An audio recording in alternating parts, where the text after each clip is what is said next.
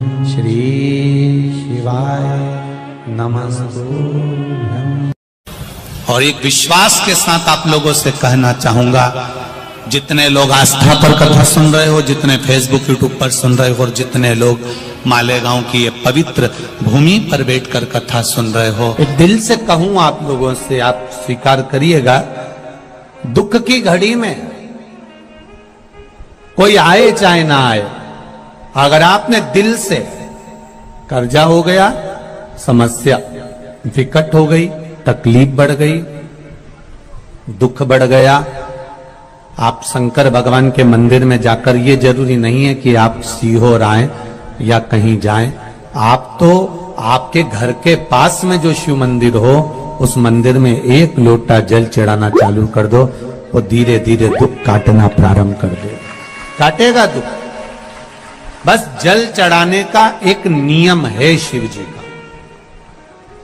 शंकर भगवान को जो जल चढ़ाया जाता है दुख काटने के लिए, तकलीफ काटने के लिए, कष्ट मिटाने के लिए, तो एक नियम है शंकर भगवान का जल चढ़ाने का जो नियम है। जैसे ये गौल जलाधारी है, यहां से पानी गिरता है, ये शिवलिंग है। ये दो जो भगवान का पानी जहां बहकर जाता है ये गोल में से, तो यहां जो स्थान है, ये सीधे भाग पर गणेश जी विराजमान है, लेफ्ट भाग में कार्तिकेय जी है, बीच में एक मोटी सी लाइन होती है जहां अशोक सुंदरी है, ऊपर से जो बूंद बूंद पानी गिर रहा है वो शंकर भगवान की 5 लड़कियां हैं, जया, विषहरा, शामलीबारी, दौतली और देव। जहां गोल भाग है, जहां शिवलिंग रखा हुआ है, ये माता पार्वती जी का हस्त कमल है, जिसको पीठिका कहते हैं। महाराज, जल चढ़ाने का नियम है, जब हमारे ऊपर दुख होता है, तकलीफ होती है, कष्ट होता है, बड़ी दिक्कत परेशानी होती है, तो हम जल चढ़ाते हैं। तो उस जल को चढ़ाने का नियम है, पहले गणेश जी का स्थान, कार्तिकेय का स्थान, अशोक सुंदरी की जगह, फिर माता पार्वती की पीठिका, उसके बाद जलाधारी को स्मरण कर कर जल धीरे धीरे शंकर भगवान पर छोड़ा जाता है। जब धीरे धीरे शिव जी पर जल चढ़ाएं, उसके बाद में आप अपने मन की कामना जब जल चढ़ाते जाएं और बाबा से कहते जाएं, बाबा रोज कामना कहने की जरूरत नहीं है, एक बार आप कामना करो और उसके बाद जल चढ़ाना प्रारंभ करो, और उसको कहना जरूर, तेरे दरबार से कोई खाली नहीं गया मेरे शंभू, मैं नहीं जानती, मैं तो इतना जानती हूं कि कंकर शंकर है और तू सुनता जरूर है। ब्रह्मा ब्रह्म लोक में है, भगवान विष्णु वैकुंठ लोक में है, पर मृत्यु लोक में मेरा देवाधिदेव महादेव है, मेरी सुनेगा जरूर। और बाबा से विनय कर कर आप आइए। जल चढ़ाने का नियम, अगर दुख है, तकलीफ है, कष्ट है, तो ऐसे चढ़ा दो, और अगर मन कर रहा है डायरेक्ट शिव जी पे चढ़ाना हो तो तुम्हारी मर्जी, उसमें कोई मना नहीं।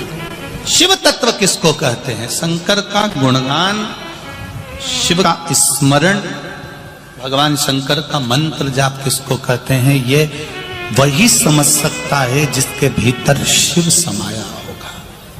और एक विश्वास के साथ आप लोगों से कहना चाहूंगा, जितने लोग आस्था पर कथा सुन रहे हो, जितने फेसबुक यूट्यूब पर सुन रहे हो, और जितने लोग मालेगांव की ये पवित्र भूमि पर बैठकर कथा सुन रहे हो, आप दिल से उसकी कथा सुनना।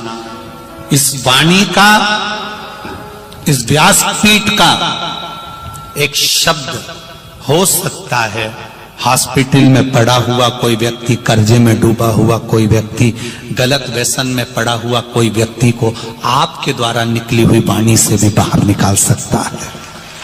जैसे उस मां को कहा किसी ने, सीहोर वाला महाराज कहता है एक बार चले तो जा शंकर जी के मंदिर में, उसने पत्र भी लिखा। जब वो सीहोर वाला महाराज कहता है, चिल्ला चिल्ला कर कहता है, एक लोटा जल सारी समस्या का हल, तो जा। 7 साल में उस बच्चे की वाणी वापिस आ सकती है जो वाणी नहीं थी। जब वो वाणी मेरा महादेव दे सकता है, वो देखो उस माँ के चेहरे की खुशी, उस माँ के चेहरे की रौनकता, जिसका बेटा 7 साल बाद बोला हो, उसका आनंद देखिए कि कितना होगा, कितना आनंद होगा।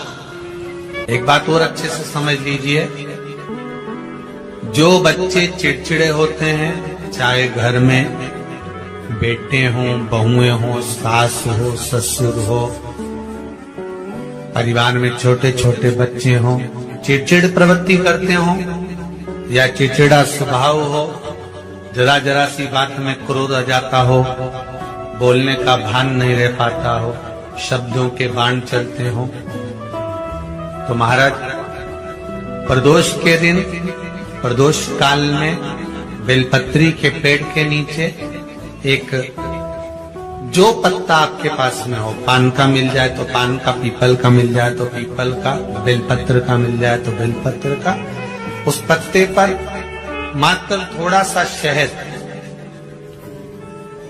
और 7 दाने चावल के रखकर घी का दिया लगा दो महाराज, और थोड़ा सा जल हाथ की अंजलि में लेकर भगवान देवाधिदेव महादेव का स्मरण कर कि इस बेलपत्री के वृक्ष के नीचे माता लक्ष्मी, पार्वती, सरस्वती विराजमान है। इसी बेलपत्री के पेड़ के नीचे मेरे देवाधिदेव महादेव का 12 ज्योतिर्लिंग का स्वरूप प्रकट है। उनका स्मरण कर जल चढ़ा दीजिए और उसका स्मरण कर लो जो चिड़चिड़ प्रवृत्ति करता, क्रोध करता, जिसको बोलने का भान नहीं होता हो, सम्मान नहीं देता हो, अपशब्द कहते हो, उनका स्मरण कर आप छोड़ेंगे। एकदम एक प्रदोष करेंगे, दूसरे प्रदोष तक तो आपको कोई दिक्कत ही नहीं। 2-3 प्रदोष कर देखिए, बाबा कृपा करें। 3 जगह पर अगर कोई बीमारी ऐसी हो गई कि वो समाप्त नहीं हो रही, बड़ी बड़ी तकलीफ, मतलब एक बार दवाई अगर चालू हो गई तो दवाई बंद ही नहीं हो रही है, तो उसके लिए आपको 3 जगह पर जल चढ़ाना प्रारंभ कर दो। मात्र 1 हफ्ते से ज्यादा चढ़ाना भी नहीं पड़ेगा। जैसे 1 हफ्ते आप टेबलेट लेते हो, गोली लेते हो, 1 हफ्ते चढ़ाना प्रारंभ कर दो। सबसे पहले बेलपत्री के पेड़ के नीचे क्या करना है, जल का पात्र लेना है, उसमें 2 दाने चावल के डालना, 2 दाने अक्षत के डालिए। पहले बेलपत्री के पेड़ के नीचे जाओ, वहां जल चढ़ाओ, फिर जाइए पीपल के वृक्ष के नीचे, वहां जल चढ़ाइए। आखिरी में या तो शमी के नीचे या फिर आंवले के नीचे, इन दोनों में से कोई एक वृक्ष जिसके नीचे। पर 1 हफ्ते अगर आपने आंवले में चढ़ाया है तो आंवले में ही चढ़ाना, शमी में चढ़ाया है तो शमी में चढ़ाना है। ये बदल के मत चढ़ाना कि आज मैं शमी में चढ़ा देती हूँ, कल आंवले में चढ़ा दूंगी, ऐसा नहीं। शंकर भगवान पे चढ़ा हुआ जल जो बहकर जाता है उसको 3 जगह पर जरूर लगाना चाहिए। ध्यान से सुनिएगा। 9 ग्रह जो शरीर पर राहु, केतु, मंगल, बुध, शनि परेशान करते हैं, उसकी समाप्ति के लिए शिव पर चढ़ा हुआ जल नैनों पर, कंठ पर, मस्तिष्क पर, 3 जगह पर जिसके प्रतिदिन शिव पर चढ़ा हुआ जल लगता है, उसको कभी 9 ग्रह परेशान नहीं कर सकते।